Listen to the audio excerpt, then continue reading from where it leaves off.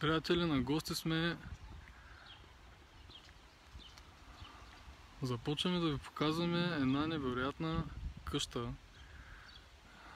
Вероятно това е къщата на един невероятен артист. Започваме постепенно да ви показваме оградата на неговата къща. След малко ще влезем и вътре в нея. Скоро написахме една статия, която представляваше доста голям интерес на всички от вас. Това е Радослав Родачев от Добрич. В момента сме пред неговата къща.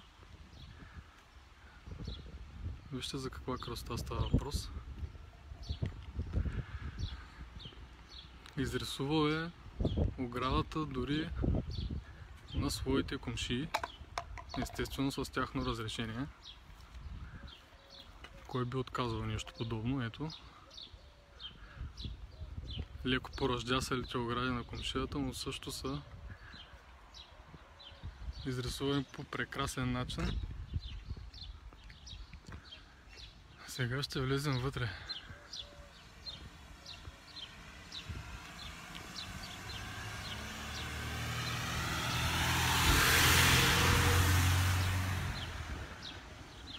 Обръщам внимание на прекрасния му портал, който е изрисуван и с злато.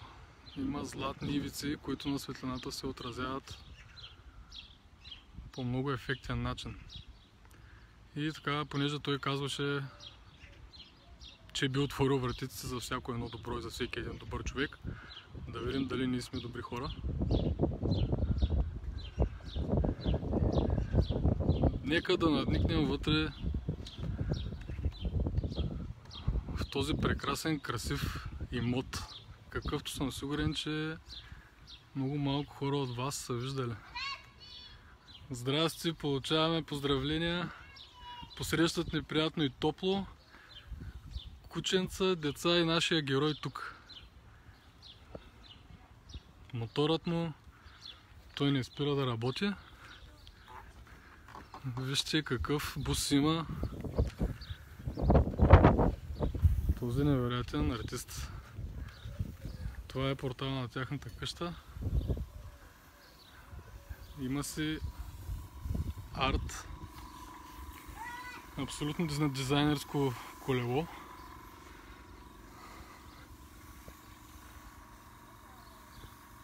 Това е неговия личен кът. Това е неговия замък. Цялото му, ежедневието му и целият му живот прекарва по този начин, по рисунки, с рисуване и с ето тези прекрасни хора тук.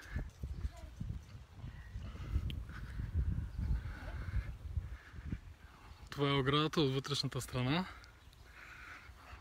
Това са страхотните животинки. Ето още един приятел. Къщичка на дървото. Грижим се за животните в всякакъв начин. Вижте за каква красота.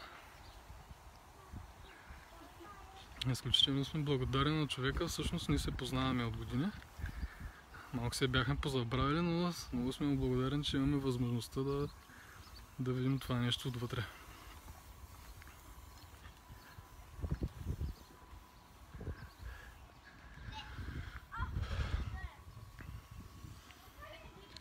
Скоро ще има нова статия. Човек се занимава с изключително много благотворителни дейности, помагат на едно момче болно от левкемия. Скоро ще ви разказвам за всичките тези неща в много дълга и детайлна статия. Неща, които никъде не сте чували, няма да чуете. Неща, за които той не е разказвал на никой. Уверявам ви, изключително достоен човек, с изключително добри намерения и с изключително голям талант.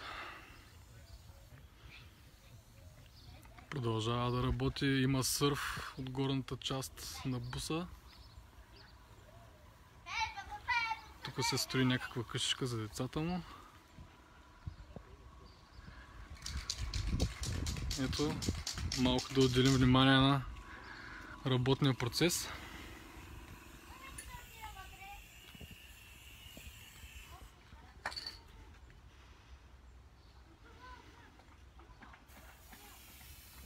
Изрисувал е не една кола, изрисувал е не един мотор, изрисувал е не една сграда, рисува училища, работи с общини.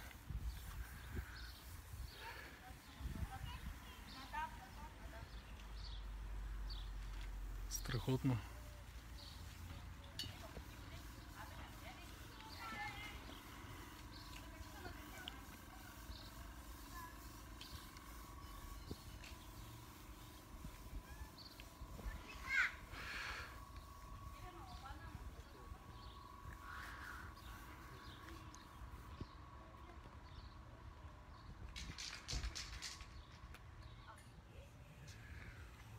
Кой не би искал да изглежда така неговата къща?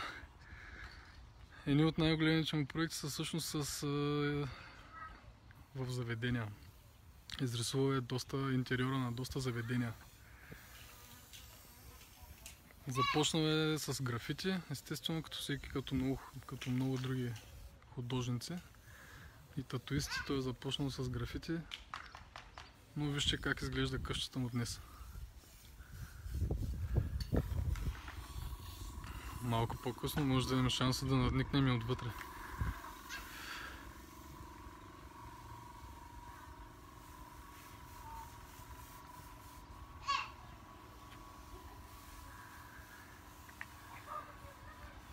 И прекрасната природа.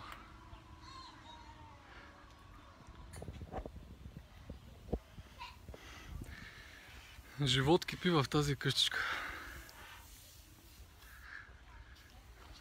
Прекрасно, прекрасно място. Виждам още една стена, изрисуван гараж, може би, който ще ви покажа отблизо. Здравей, приятелю!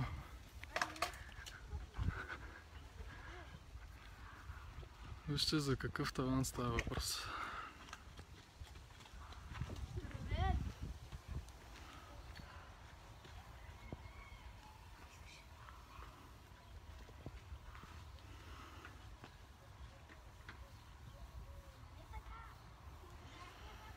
Уникално. Как да искаш да излезеш от такъв дом? Няма да усетиш никакви карантини и нищо. Тук всичко е прекрасно и е зелено и е пълно с живот.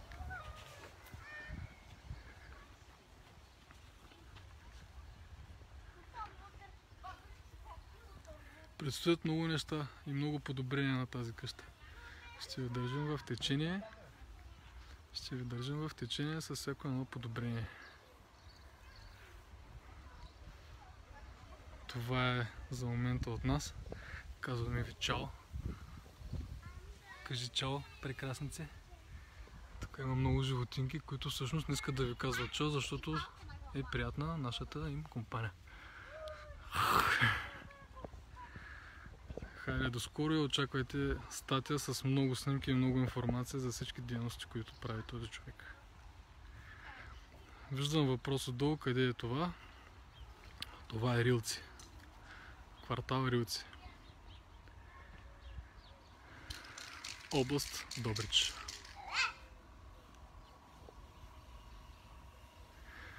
Тази къща е изключително позната на всички от района и вече намеса все повече хора и от по-далечни градове и села.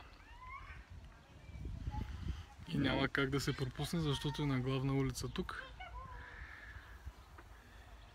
и привлича вниманието веднага.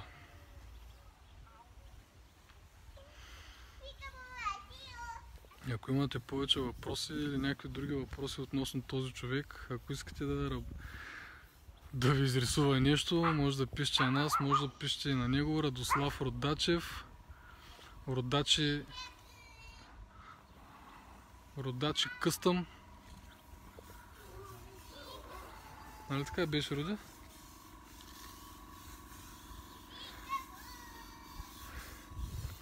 Шуми аерографа, няма го притесняваме. Ще сложим линкове, ще сложим информация всякаква за него, ако имате просто нужда от неговата помощ, от неговия талант да се възползвате, да изрисува ваша стая. Той го прави много години вече и всичко, което е направил, е наистина възхитително.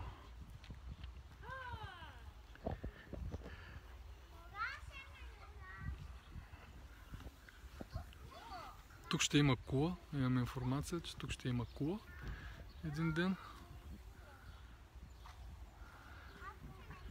Ще има може би още етажи. Ще се развива много това място. Ще се изглежда все по-добре, има план дори тук да има за децата от селата и от близките райони, ще има вероятно някакви писти за мотори, за което също се е ангажирал Радослав. Ще има вероятно, може би в неговия имот ще има паркче, някакво веселително паркче с интересни за всяко едно дете забавления всякакви. Това му е целта. Целта му е да помага, целта му е това изкуство да не остане само за него.